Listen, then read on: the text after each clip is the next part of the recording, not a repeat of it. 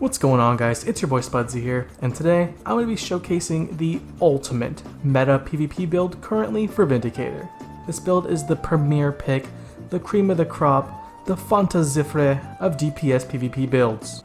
It's enough to make a certain teapot say, "The world's ending!" But seriously, if you'd like to not die, do big DPS, and create videos like your old pal Spudzie, then this is the build for you. On a more serious note, go ahead and check out the Guild Wars 2 monthly AT this weekend, as I'll be playing in it using this build. So if you have it out for me, or just want to watch me get beat by rank 1 players, then definitely go check it out. But enough of that. It's time to dive into the traits and explain what this build's really about. So on this build, we're going to go ahead and be taking Salvation, Invocation, and Vindicator. Salvation tree will help us out a ton with surviving by giving us a ton of traits such as Healer's Gift, which allows us to heal our allies and ourselves at the end of our dodge roll, as well as Cleanse a Condition with Eluding Nullification. This cleanses a Condi from us and 4 other targets. Life Attunement will grant us healing power and concentration based on our portion of our healing power. Resilient Spirit is actually pretty huge, as it will grant us periodic barrier for each unique boon that we have. This has great synergy with most of the traits in Vindicator, as they will all be granting us a lot of boons. Our Grandmaster trait, Unyielding Devotion, is actually pretty huge, as it will be granting us 10% reduced incoming damage each time that we heal an ally or ourselves. If you remember, we actually are able to heal ourselves with Healer's Gift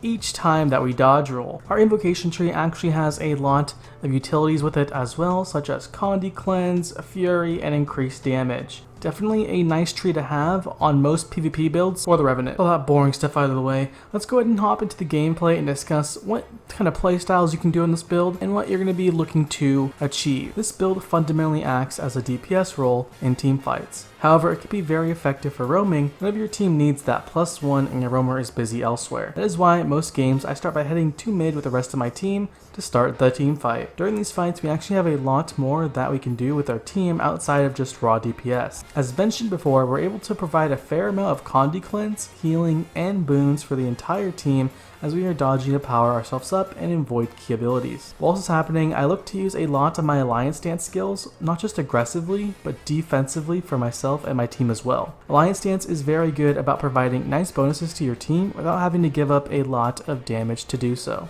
Simply swapping over to St. Victor while in Alliance Stance will enable you to break stuns on teammates and cleanse them of their conditions as well as your own. While this is nice, do not forget what you're here to do, DPS. Luckily, Vindicator has a lot of effective ways to dish out this damage in the form of burst and cleave. I like to start off with my greatsword and jump into the fight, immediately dodging afterwards to get the boons rolling. From there, I start using a lot of my energy and greatsword skills to bait out dodge rolls and key cooldowns. I then switch over to Shiro and dual swords for a quick burst on the primary target. Make sure to cleave and ensure that the down target dies so that you and your team can snowball this fight into more points across the map. When you see that your team is winning fights in other places, it's best to just go ahead and try to keep your lead by influencing other parts of the map. As mentioned previously, this build can +1 effectively thanks to its high damage and supporting potentials. So whenever your main roamer is busy, don't be afraid to branch off from the team to take a 2v1 or 2v2. The Salvation trait line, coupled with your block on Greatsword 4, will keep you alive for a nice period of time. The last thing we'll cover is legend options. Alliance Stance will pretty much always be taken, as the value it offers to you and your team is unmatched.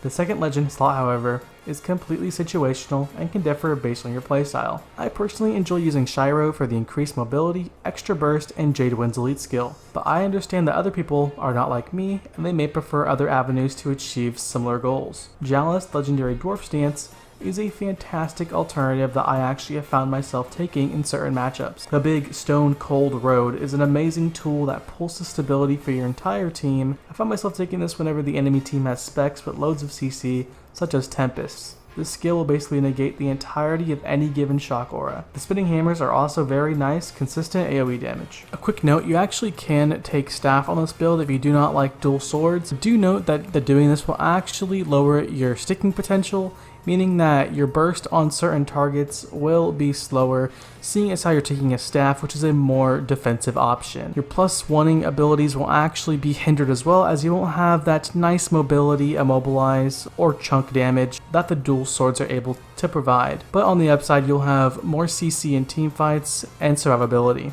Well, there you have it. That is the best in slot current meta build for DPS Vindicator in PvP.